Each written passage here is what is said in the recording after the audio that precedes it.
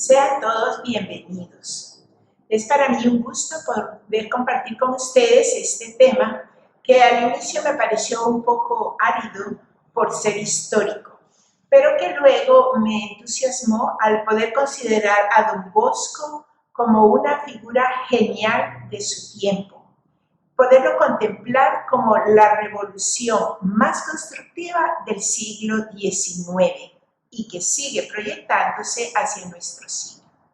Sorprende ver cómo la vida de este hombre singular quedó marcada por aquel sueño que tuvo cuando él tenía apenas 9 años. Un sueño que no solo marcó su vida, sino la de millones de jóvenes que gracias a él pudieron tener un nivel de vida más digno. Todo por compartir ese impulso vital que brota de su persona. Para conocer a Don Bosco, su actividad y el legado educativo que nos dejó, es necesario conocerlo en el tiempo y en el espacio. ¿Cómo es este tiempo y el ambiente en que vivió Don Bosco? Vamos a considerarlo en 3 aspectos. Primero, en el aspecto cultural y político. Don Bosco nace el 16 de agosto de 1815 en Ibequi, una aldea de Piamonte, y muere el 31 de enero de 1888. Toda su vida la vivió en Italia, y en un tiempo en que su país pasó por varias transformaciones. Él nace propiamente 2 semanas después de la derrota de Napoleón en la batalla de Waterloo, en el tiempo de la Restauración. Se celebraba ya entonces el Congreso de Viena, con el fin de restablecer las fronteras del territorio europeo y reorganizar las ideologías monárquicas que aseguraran un equilibrio de poder y evitar así nuevas guerras revolucionarias como aquella de 1789, la Revolución Francesa. En este congreso, Italia quedó dividida en 8 regiones, una de las cuales al norte fue el Reino de Cerdeña, que comprendía la Cerdeña, Saboya, la República de Génova y el Piamonte, la tierra de Don Bosco, cuya capital fue la ciudad de Turín.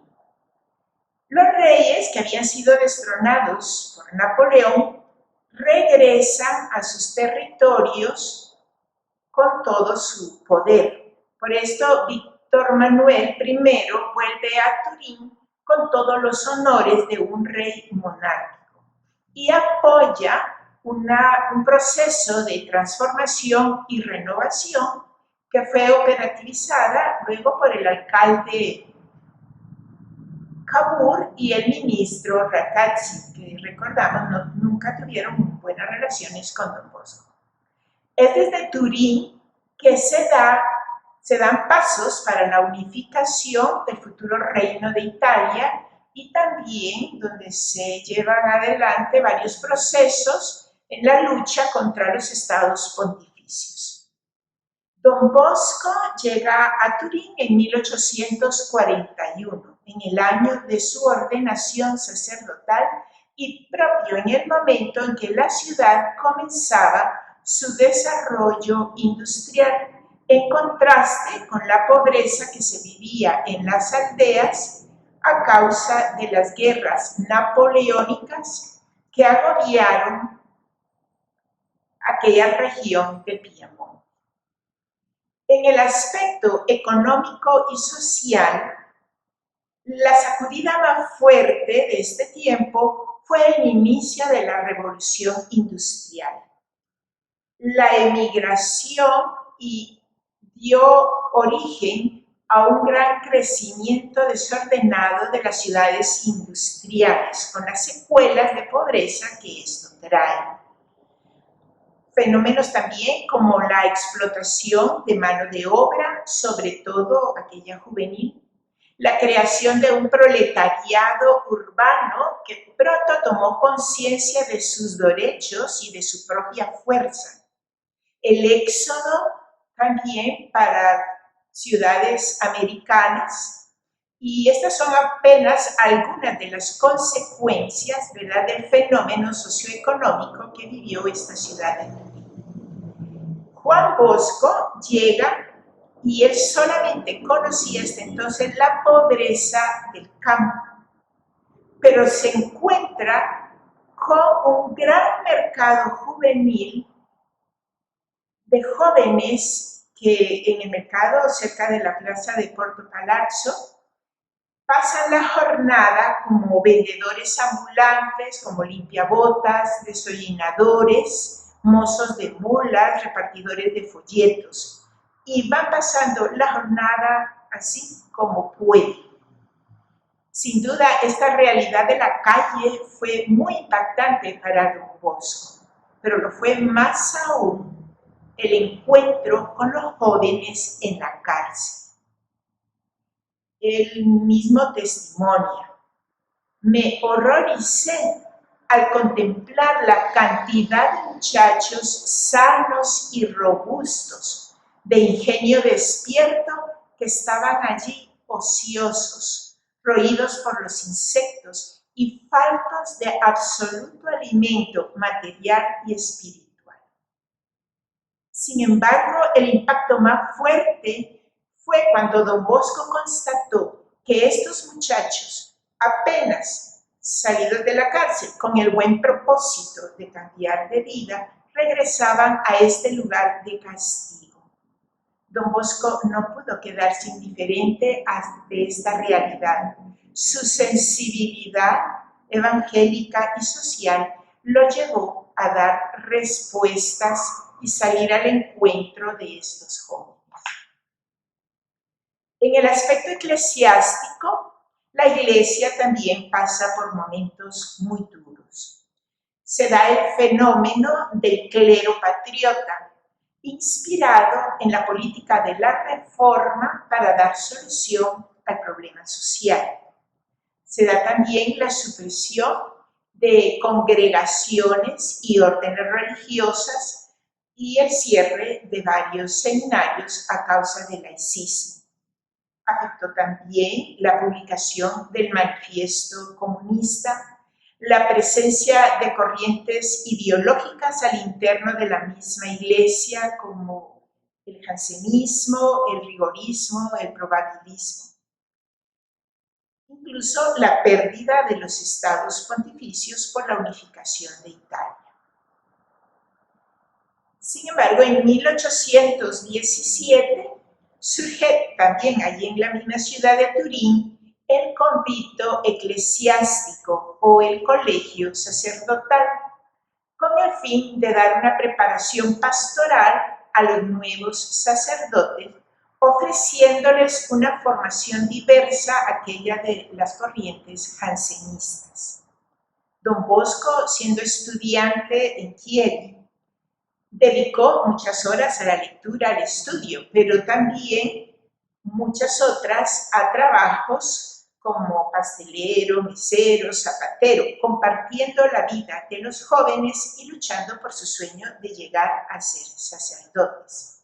Fueron tiempos en que Don Bosco disfrutó mucho, pero al mismo tiempo sufrió, porque él se daba cuenta del tipo de sacerdote que se formaba, más bien identificado con un modelo solemne, reservado, distante de la realidad y de la comunidad, o por las difíciles relaciones que se daban con los catedráticos, porque había todavía muchos profesores que tenían una mentalidad jansenista, sobre todo en lo que respectaba a la moral.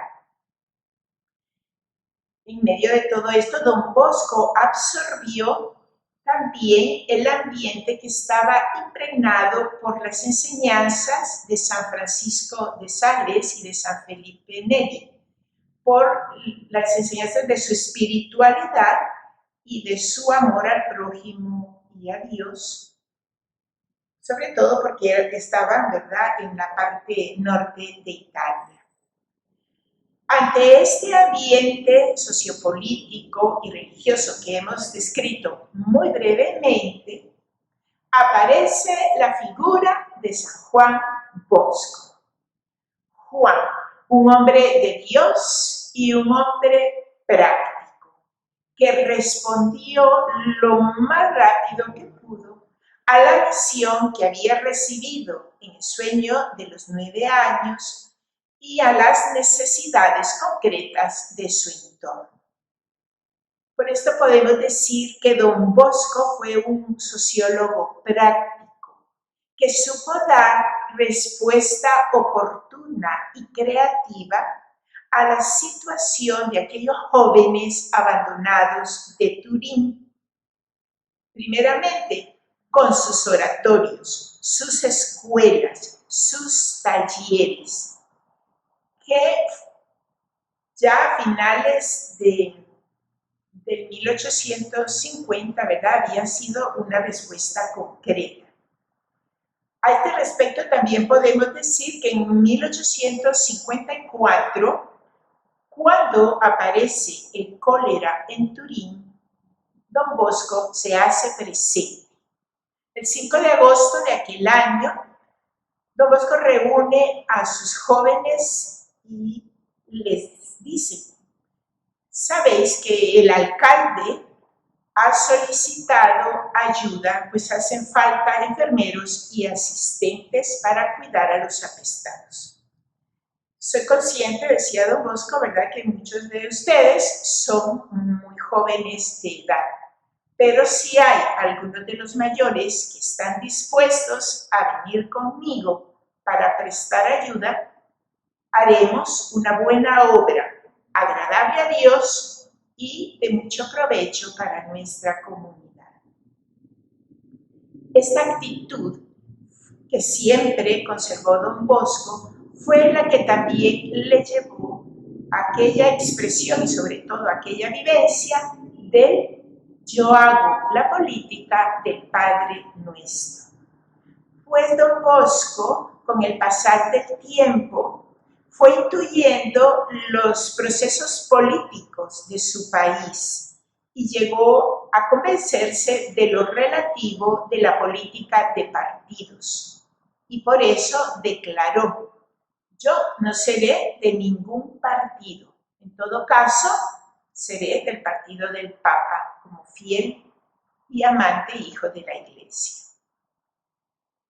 Pero la inquietud de fondo de Don Bosco era dar respuesta a los jóvenes. Mientras se organizaban los medios para impartir la instrucción religiosa y la cultura general a los jóvenes en el oratorio, surgió otra necesidad. Pues no pocos jovencitos, algunos de Turín, pero la mayoría eran forasteros, se mostraban llenos de buena voluntad ante lo que Don Bosco les proponía, una vida honesta y laboriosa, pero solían responder que no tenían ni ropa ni casa donde morar, o al menos, ¿verdad?, por algún tiempo. Don Bosco no se hace esperar.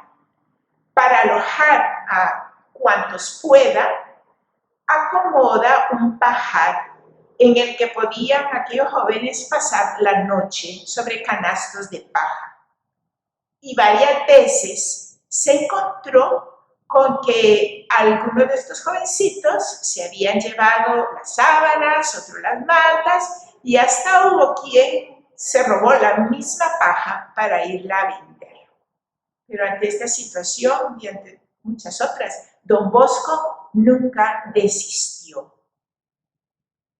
Eran muchos los jóvenes que frecuentaban el oratorio y su compromiso y amistad que Don Bosco sentía frente a ellos los impulsaba a visitarlos durante la semana en sus lugares de trabajo.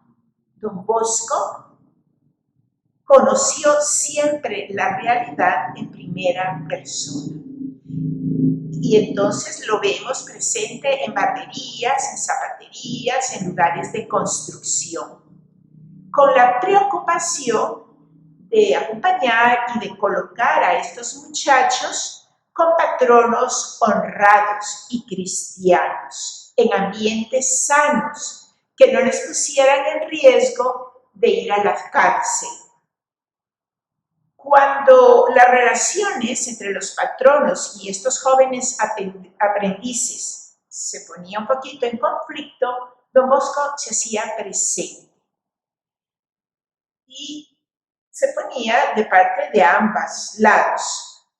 Hacía comprender a los patronos que Don Bosco quería que sus jóvenes fueran aprendices laboriosos, honrados, responsables, pero que también solicitaba que los patronos, por su parte, debían instruirlos adecuadamente, tenerlos alejados del escándalo y darles una paga justa.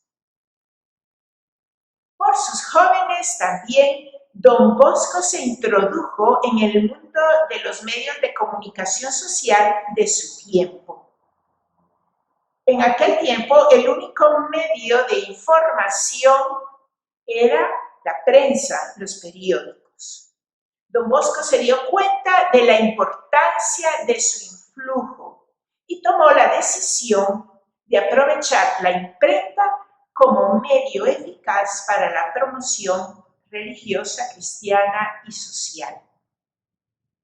Desde 1844 realizó una larga serie de publicaciones, de libros de devoción, de libros escolares, publicaciones periódicas. Para estas iniciativas editoriales, Don Bosco no trabajó solo. Él se valió de varios impresores turineses para fundar una tipografía propia y obtener mayores resultados.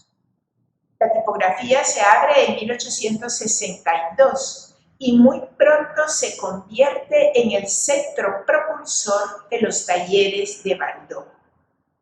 Don Bosco va mejorando la maquinaria, monta una industria de encuadernación, compra una fábrica de papel, abre una librería y al ver el crecimiento de su obra repetía convencido. En estas cosas, Don Bosco, para sus jóvenes, quiere estar siempre a la vanguardia del progreso. Muchos jóvenes del oratorio necesitaban ir a clases al centro de la ciudad o incluso algunos a trabajar.